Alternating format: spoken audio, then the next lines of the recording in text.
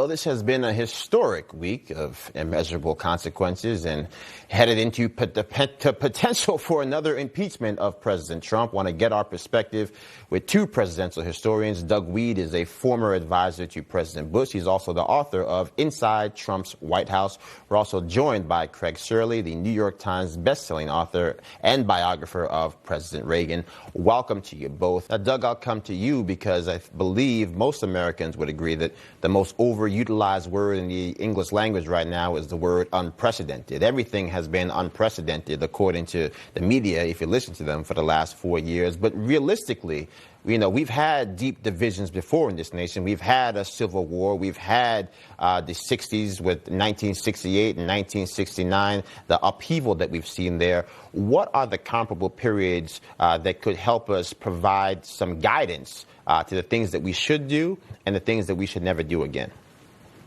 Well, you're right, Joe. I mean, in 1968, entire neighborhoods of Washington, D.C. were burned to the ground. There were tanks on the street. People just forget or don't remember. And the Capitol was breached in 1954 and other times. But 1954, Puerto Rican nationalists came into the House chamber and from the ladies' gallery fired semi-automatic guns. Andrew Jackson, there was an attempt assassination of him in the House chamber.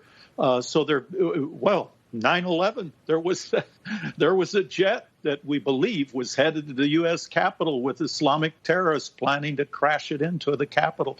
So we have had these moments. I think the big difference in this one is there's such political hatred right now. I was frankly shocked that President Joe Biden would use his first speech as a winner, as the one who won the election, to attack his opponent, who he already defeated in the election. It seems to me that Donald Trump still haunts the Democrat Party, and they can't seem to feel that they've got him buried yet. So I don't know.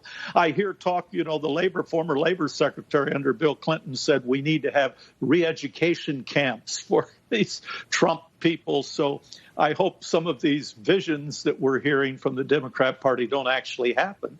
But some have, like the censorship. That's begun. Yeah, Craig, to that point, you talk about this almost Orwellian nightmare, right, where it's all of a sudden the thought police have become the fact checkers of 2021. What do we do moving forward? There's talk, again, of President Trump has not yet begun to fight, the potential for him running in 2024. Is there any comparison here to what we experienced with, say, President Grover Cleveland, again, taking that term break before he was reelected? Is there a pathway, and are there signs of that based on your historical recollection? Big question. Grover Cleveland was the only president to, of course, serve two consecutive terms at the end of the 19th century. He was a Democrat. He was anti-tariffs. He vetoed something like 400 anti-tariff bills. He was so in that way he's not like Donald Trump, where Donald Trump is in favor of tariffs. We are in uncharted area right now. We're in uncharted waters. Is that we can draw from history, we can draw comparisons to history, but this is also unprecedented. There I go using that word again, unprecedented. So it's hard to see how we go forward. Donald Trump, if he wants to run in 4 years, he will most likely be the nominee of the Republican Party.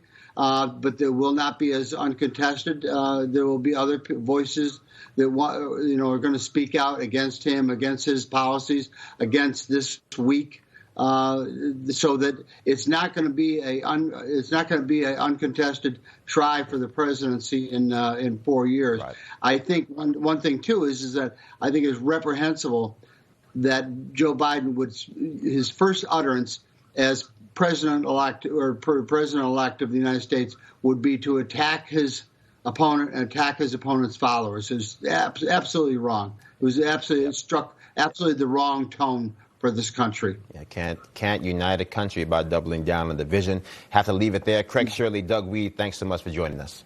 Thanks, Joe. You bet. If you want a litany of all the good things that Donald Trump did as president, get Inside Trump's White House. It's the authorized version the authorized account of the Trump White House. Great stories. You know, they text each other every day. So here's Melania and Ivanka and Jared and Laura, the great love story of Eric and Laura. You got to read that. And hide and go seek with the 9 grandchildren racing through the state floors and barons supervising. Here it is in Dutch, it's in Japanese and Korean and Chinese and all over the world. A great positive read of what our president accomplished in his historic years. Subscribe to this channel. It's the only way we know to defeat the censors. They change the numbers of views, they shadow ban, they throttle.